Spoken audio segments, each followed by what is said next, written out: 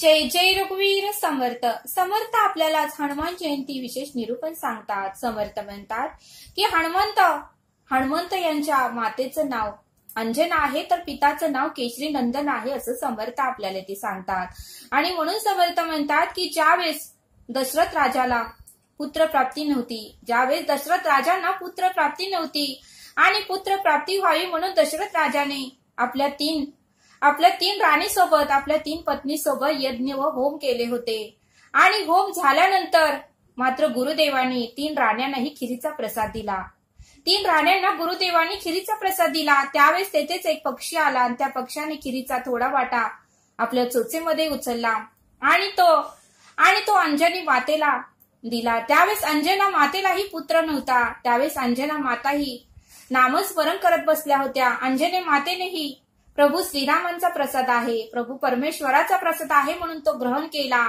आणि तो ग्रहण केल्यानंतरच माता अंजनांना पवनपुत्र हनुमंत त्यांच्या पोटी जन्माला आला, असं समर्थ आपल्याला इथे सांगतात. आणि म्हणून समर्थ म्हणतात की हनुमंत हे भगवान शिवांचेच अवतार आहेत, असं समर्थ आपल्याला ते सांगतात. आणि हनुमंत स्वारी हे श्रीरामांचे परमभक्त आहेत, असं समर्थ आपल्याला ते सांगतात. आणि म्हणून समर्थ म्हणतात की हनुमान जयंती चैत्र पौर्णिमेला साजरी होते. म्हणून समर्थ म्हणतात की हनुमान जयंती ही चैत्री पौर्णिमेला साजरी होती. आणि म्हणून समर्थ म्हणतात की हनुमंताची माता अंजना आहे, तर पिता केसरी नंदन आहे, तसं समर्थ आपल्याला ते सांगतात. आणि म्हणून समर्थ म्हणतात की माता अंजनीच्या पोटी हनुमानजीचा जन्म झाला.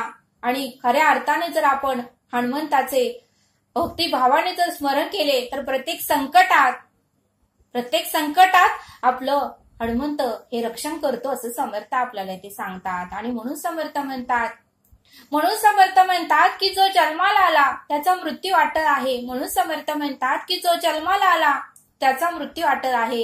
ही मृत्यूभूमी आहे. जो कोणी पशुपक्षी प्राणी जीव जंतू या पृथ्वीवर जन्माला आले त्यांचा मृत्यू हा अटळ आहे, असं समर्थ आपल्याला ते सांगतात. मात्र हनुमंत हे असे देव आहे की कलियुगात ते चिरंजीव आहेत, असं समर्थ आपल्याला ते सांगतात.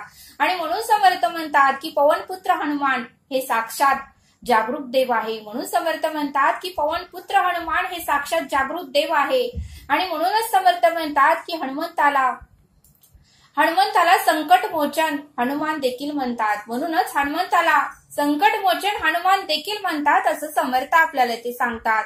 आणि म्हणून समर्थ म्हणतात की जो कोणी खऱ्या भक्तिभावाने हनुमानाची पूजा करतात, जो कोणी खऱ्या भक्तिभावाने मारुतीची पूजा करतात, त्यावर मारुतीची कृपा होतेच. आणि म्हणून समर्थ म्हणतात की हनुमानचा जन्मदिवस हा एक महत्वाचा दिवस आहे. म्हणून समर्थ म्हणतात की हनुमंताची जयंती हा एक महत्वाचा दिवस आहे.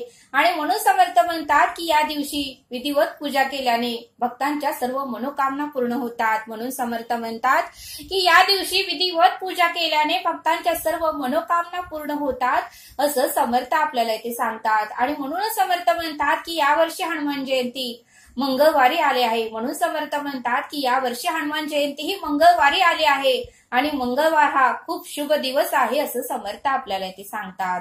आणि म्हणून समर्थ म्हणतात की हनुमंताची भक्ती आणि समर्पण वृत्ती पाहून सीता मातेनेही त्याला अमृतत्वाचे वरदान दिले होते. म्हणून समर्थ म्हणतात की हनुमंताची भक्ती आणि समर्पण वृत्ती पाहून सीता मातेने हनुमंतालाही अमृतत्वाचे वरदान दिले होते, असं समर्थ आपल्याला इथे सांगतात. समर्थ म्हणतात की सूर्याला गिरंकृत करण्यासाठी गेलेला हनुमान. म्हणून समर्थ म्हणतात की सूर्याला हनुमंताने लहानपणी फळ समजलं होतं आणि ते फळ ग्रहण करण्यासाठी हनुमंत स्वारी सूर्याकडे चालले होते.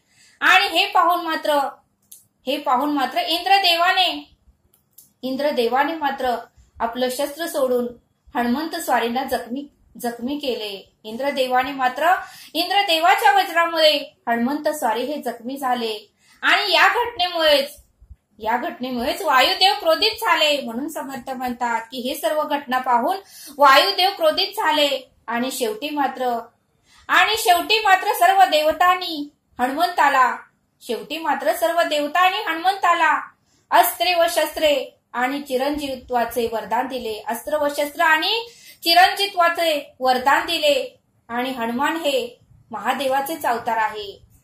हनुमंत स्वारी हे महादेवाचेच अवतार आहे असं समर्थ आपल्याला इथे सांगतात. समर्थ म्हणतात की लहानपणी हनुमान गुरुकुलात जाऊन अनेक विद्या आत्मसात केल्या होत्या. समर्थ म्हणतात की लहानपणी हनुमंत हे गुरुकुलात जाऊन अनेक विद्या त्यांनी आत्मसात केल्या आणि त्यांनी शेवटी सीता मातेचा शोध घेण्यासाठीही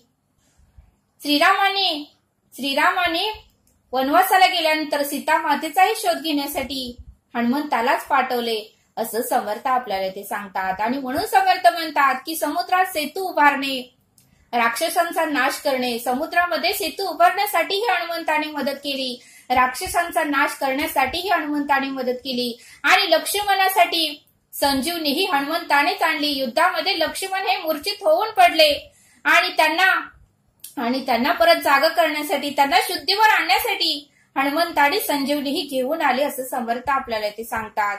आणि म्हणून समर्थ म्हणतात की यातूनच आपल्याला पवनपुत्र हनुमंताच्या शक्तीची प्रचिती येते. म्हणून समर्थ म्हणतात की या सर्व गोष्टीतूनच आपल्याला पवनपुत्र हनुमंताच्या शक्तीची प्रचिती येते असं समर्थ आपल्याला ते सांगतात. आणि म्हणून समर्थ म्हणतात की रोज जर आपण हनुमान स्तोत्र आणि चालीसा जर म्हणलो तर आपल्याला समाधानाची प्राप्ती होते. रोज जर आपण हनुमान चालीसा जर म्हटलो तर आपल्याला ही आत्मिक समाधानाची प्राप्ती होते. आणि म्हणून समर्थ म्हणतात की ज्यांना जास्त त्रास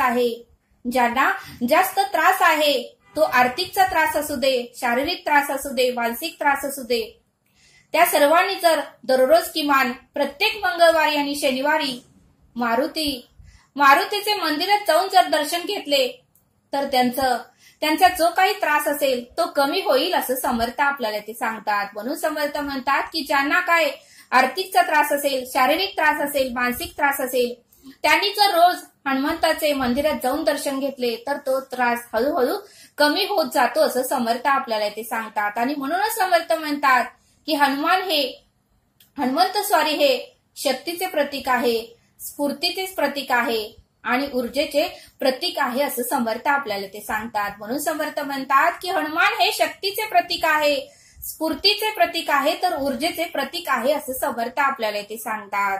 समर्थ आपल्याला एक बोध सांगतात. समर्थ म्हणतात की एकदा हनुमंत स्वारी सीता मातेकडे आले आणि सीता मातेलाही हनुमंत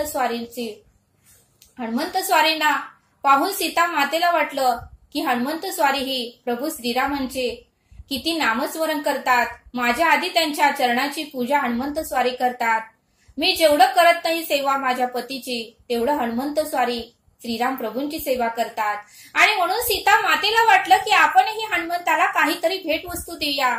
माझ्याकडून माझ्या पतीची एवढी सेवा होत नाही, त्याच्यापेक्षाही जास्त सेवा, त्याच्यापेक्षाही जास्त भक्ती हनुमंत स्वारी श्रीरामांची करतात असं सीता मातेला वाटू लागलं. त्यावेळी सीता मातेला वाटलं की आपणही आपल्या पुत्राला काहीतरी भेटवस्तू देऊया. आणि म्हणूनच सीता मातेने एक सोन्याची माळ हनुमंत स्वारीला भेट म्हणून दिली. त्यावेळेस पवनपुत्र हनुमंताने ती सोन्याची माळ घेतली आणि एके ठिकाणी जाऊन बसले आणि प्रत्येक सोन्याच्या माळेचा मणी ते काढू लागले आणि आपल्या कानाला लावू लागले. पण त्यातून मात्र श्रीराम हे नाव येतच नव्हतं. मग ते मणी फोडू लागले. फोडल्यानंतरही त्याच्यामध्ये श्रीराम हे नावच नव्हतं. प्रत्येक मणी त्यांनी फोडून पाहिला आणि टाकून दिला. प्रत्येक मणी फोडला आणि टाकून दिला, पण कुठल्याही मण्यामध्ये श्रीरामांचं नावही नव्हतं. आणि मणी जर कानाला लावला तर श्रीरामाचं नावही ऐकू येत नव्हतं. म्हणून त्यांनी पूर्ण माळेचे मणी हे फोडून टाकून दिले. त्यावेळेस मात्र सीता मातेला राग आला आणि सीता माता म्हणाली की काय हनुमंता, मी तुला प्रेमाने ही भेट वस्तू दिली होती, पण तू मात्र ती फोडून टाकली. ही तुझ्याकडून अपेक्षा नव्हती, मी मात्र तुला प्रेमाने दिली होती. त्यावेळेस हनुमंत स्वारी म्हणाले, ज्या वस्तूमध्ये श्रीराम हे नावच नाही ती कुठलीही गोष्ट मला नको आहे. ज्या गोष्टीमध्ये श्रीराम प्रभूंचं नावच नाही ती कुठलीही गोष्ट मला नको आहे. हे संपूर्ण माळेमध्ये श्रीरामांचं नाव कुठेच नव्हतं आणि म्हणून मला ती माळ नको आहे. त्यावेळेस मात्र सीता मातेला त्यांची चूक कळाली, कारण सीता मातेने मात्र श्रीराम प्रभूंचं स्मरण करून ती माळ हनुमंत स्वारींना दिली नव्हती. त्यांनी मात्र स्वतःच्या मर्जीने ती माळ हनुमंत स्वारींना दिली होती. त्यांच्यामध्ये थोडासा अभिमान आला होता, अहंकार आला होता आणि त्यामुळेच त्या माळेमध्ये श्रीराम हे नावच नव्हतं. त्यांनी संपूर्ण माळ फोडली, पण एकाही माळेमध्ये श्रीराम हे नाव नव्हतं आणि म्हणून त्यांनी सर्व माळेतले मणी काढून फेकून दिले. त्यावेळेस मात्र सीता मातेला आपल्या चुकीची जाणीव झाली आणि सीता मातेने पवनपुत्र हनुमंताची क्षमा मागितली की मला क्षमा करा, खरंच माझं चुकलं, मी प्रभू श्रीरामांचं स्मरण करून ही माळ तुला देऊ शकले नाही, प्रभू श्रीरामांचं स्मरण करून मी ही माळ तुला देऊ शकले नाही, मला क्षमा कर. आणि त्यावेळेस मात्र हनुमंत स्वारींनी सीता मातेला क्षमा केलं आणि सीता मातेने मात्र दुसरी माळ घेऊन आल्या आणि दुसरी माळ देताना मात्र त्यांनी अखंड श्रीराम प्रभूंचं नामस्मरण केलं. प्रत्येक मणीमध्ये श्रीराम प्रभूंचं नामस्मरण त्यांनी केलं आणि ती माळ हनुमंत स्वारींना दिली. त्यावेळेस हनुमंत स्वारींनीही ती माळ कानाला लावली. त्यावेळेस मात्र प्रत्येक मण्यामध्ये जय श्रीराम, जय श्रीराम, जय श्रीराम असं नामस्मरण येऊ लागलं आणि मग मात्र हनुमंत स्वारींनी ती माळ आनंदाने आपल्या गळ्यामध्ये घातली. ती माळ मात्र हनुमंत स्वारींनी गळ्यामध्ये घातली आणि परत सीता मातेचं दर्शन घेतलं. बघा म्हटले समर्थ, असे मारुती राया होते, असं हनुमंत स्वारी होते की त्यांना श्रीराम प्रभूंचं नाव असलेलीच प्रत्येक गोष्ट ते घेत होते. जेथे श्रीराम नाही तेथे हनुमंत स्वारीही नव्हते आणि ज्या गोष्टीमध्ये श्रीराम नाही ती कुठलीही गोष्ट ते करत नव्हते असं समर्थ आपल्याला ते सांगतात. आणि म्हणूनच समर्थ म्हणतात की श्रीरामांचे परमभक्त हनुमंत स्वारीच आहे आणि म्हणून समर्थ म्हणतात की आपण जर श्रीरामांच्या मंदिरात गेलो तर तेथेही आपल्याला हनुमंत स्वारी त्यांच्या चरणापाशी बसलेली दिसून येते असं समर्थ आपल्याला इथे सांगतात. आणि म्हणून समर्थ म्हणतात की हनुमंत स्वारी हे अमृतत्वाचे वरदान प्राप्त झाले. त्यांच्या अखंड नामस्मरणाने आणि हनुमंत चालीसा आपण जर रोज म्हटलो तर आपल्याही आर्थिक समस्या, आपल्याही शारीरिक समस्या आणि मानसिक समस्या हळूहळू कमी होतात. आणि म्हणून समर्थ म्हणतात की तुम्ही प्रचिती घ्या, अनुभव घ्या असं समर्थांनी आपल्याला इथे सांगितलं. तरी सर्वांना हनुमान जयंतीच्या खूप खूप शुभेच्छा. जय श्रीराम. तरी आता आपण येथेच थांबूया. धन्यवाद. जय सद्गुरु.